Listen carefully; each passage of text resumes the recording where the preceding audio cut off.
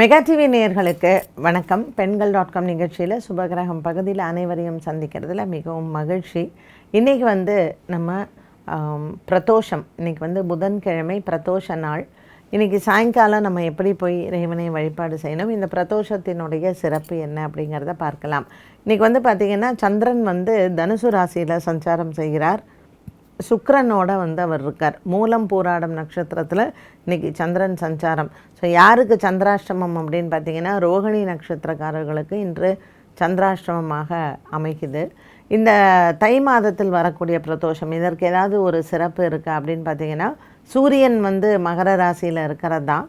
So இந்த பிரதோஷத்தில் எப்பொழுதுமே ஒரு பிரதோஷங்கிறது மறுநாள் நமக்கு சிவராத்திரி வரும், அப்புறம் நமக்கு அமாவாசை வந்துடும். ஸோ சந்திரனுக்கும் சூரியனுக்கும் இடைப்பட்ட அந்த தூரம் தான். ஸோ அது பிரதோஷம் அப்படிங்கிறது என்ன, ஏகாதசி நமக்கு 11வது நாள், 12வது நாள் துவாதசி. ஸோ இந்த 13, 14, 15 ஆகிய 3 நாட்களும் சூரியனுக்கும் சந்திரனுக்கும் என்ன இடைவெளி இருக்குது அப்படிங்கிறது தான்.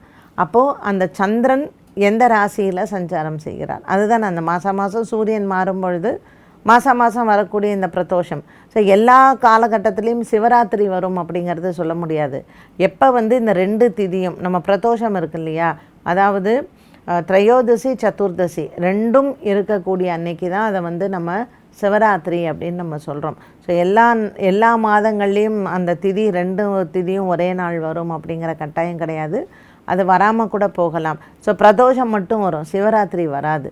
அதனால் இந்த மாதம், இந்த தை மாதத்தில் இப்போ நமக்கு பிரதோஷம் வருது இல்லையா, பிரதோஷம் நமக்கு சிவராத்திரியும் வருகிறது. ஸோ நமக்கு 7ஆம் தேதி பிரதோஷம், 8ஆம் தேதி சிவராத்திரி, அப்புறம் 9ஆம் தேதி நமக்கு அமாவாசை வருது.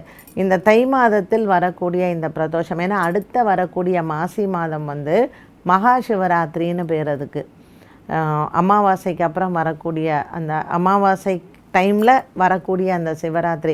ஸோ அந்த திரையோதசி சதுர்தசி அப்புறம் வரக்கூடிய அந்த மாசி அமாவாசை. என்ன காரணம், இந்த சந்திரனுக்கும் சூரியனுக்கும் இடைப்பட்ட இருக்கக்கூடிய அந்த இடைவெளியில். அப்போ மாசி மாதத்தில் வரக்கூடிய அந்த சிவராத்திரியில் பார்த்திங்கன்னா சூரியன் கும்பராசிக்கு போவார். அப்போ சந்திரன் மகர ராசியில் சஞ்சாரம் பண்ணுவார். இந்த தூரம் சூரியனுக்கும் சந்திரனுக்கும் இடைப்பட்ட அந்த தூரத்தில், அந்த இரவு பொழுதில், அந்த நேரத்தில், அப்போ பிரதோஷங்கிறது எப்போ நம்ம வழிபாடு செய்கிறோம், சாயங்காலம் பண்ணுறோம். 4:30 6 மணி வரைக்கும் பிரதோஷ வழிபாடு. சிவராத்திரி என்ன பண்ணுவோம், இரவு நேரத்தில் கண் விழித்திருந்து சிவ பூஜை செய்கிறது சிவராத்திரின்னு சொல்கிறோம். அப்போ இந்த பிரதோஷம் அந்த சாயங்காலம் பண்ணக்கூடிய அந்த 4:30 6 மணி வரைக்கும் சூரியன் இப்போ நமக்கு எங்கே இருக்கார், மகர ராசியில் சஞ்சாரம் செய்கிறார்.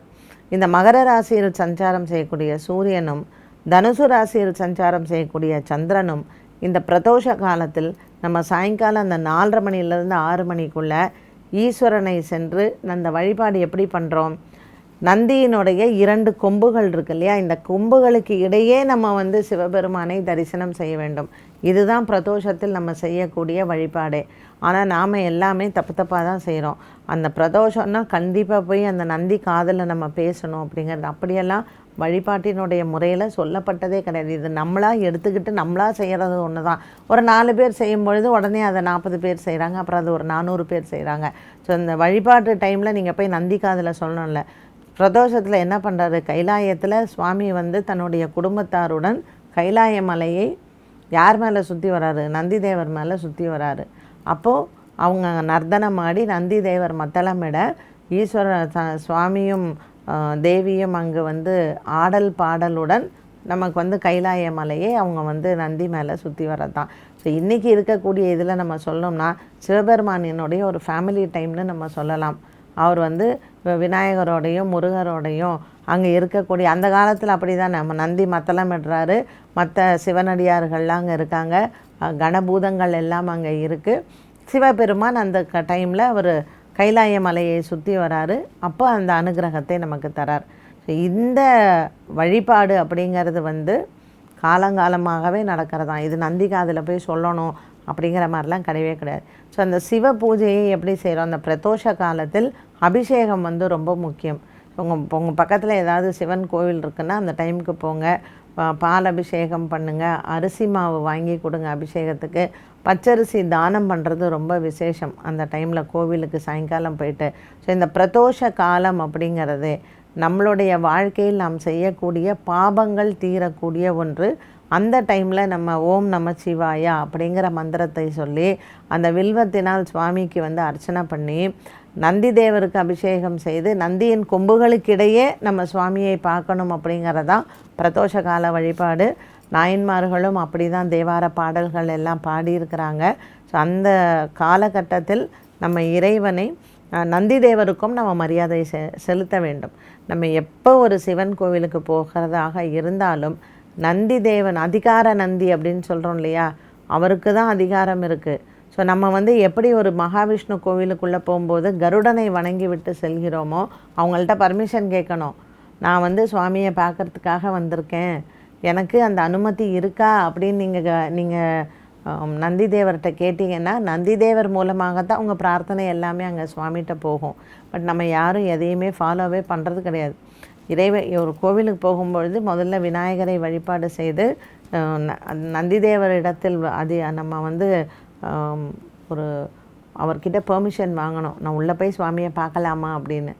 அதுக்கப்புறம் நம்ம சுவாமியை போய் பார்க்குறோம். ஸோ அதிகாரம் என்பது நந்தி இடத்தில் தான் உண்டு. அந்த நந்தி தேவருக்கு ஒரு அருகம்பல் மாலை வாங்கி சாத்துவது ரொம்ப ரொம்ப விசேஷம் இந்த பிரதோஷ காலத்தில்.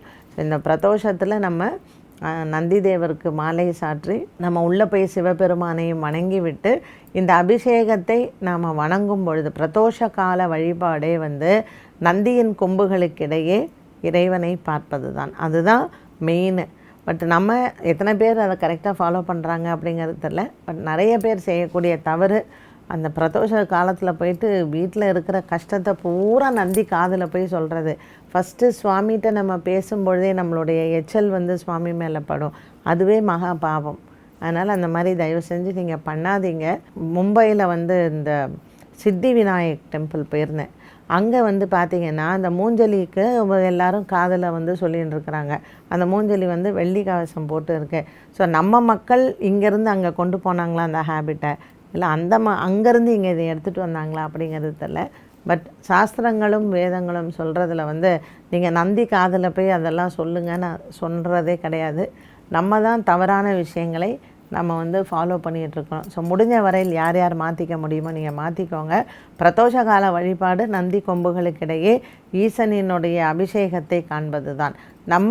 நம்ம பங்குக்கு என்ன கொடுக்கலாம் கோவிலுக்கு அப்படின்னா பச்சரிசி மாவு, பால், இளநீர், பச்சரிசி இது எல்லாம் கோவிலுக்கு அபிஷேகத்திற்கு நீங்கள் தானமாக கொடுக்கலாம்.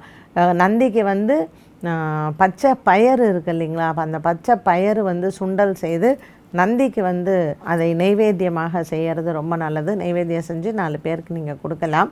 அதே மாதிரி நந்தி தேவருக்கு அருகம்பல் மாலை சாற்றி அர்ச்சனை செய்யலாம். ஸோ இது எல்லாமே பிரதோஷ கால வழிபாடு. இந்த வழிபாடை முடிஞ்ச வரையில் நான் சொன்ன மாதிரி நீங்கள் இதை ஃபாலோ பண்ணிங்கனாலே பாவம் இல்லாமல் தீர்ந்து நம்ம புண்ணியத்தை சேர்த்து கொள்ளக்கூடிய ஒரு பிரதோஷ வழிபாடாக நமக்கு அமையும்.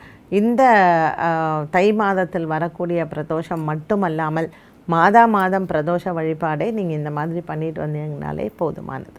என்ன நேயர்களே, இன்றைய நம்ம பெண்கள்.com நிகழ்ச்சியில் சுபகிரகம் பகுதியில் பிரதோஷ வழிபாடு அதுவும் தை மாதத்தில் என்ன சிறப்பு அப்படிங்கிறத பார்த்தோம். மீண்டும் சந்திக்கும் வரை நன்றி, வணக்கம்.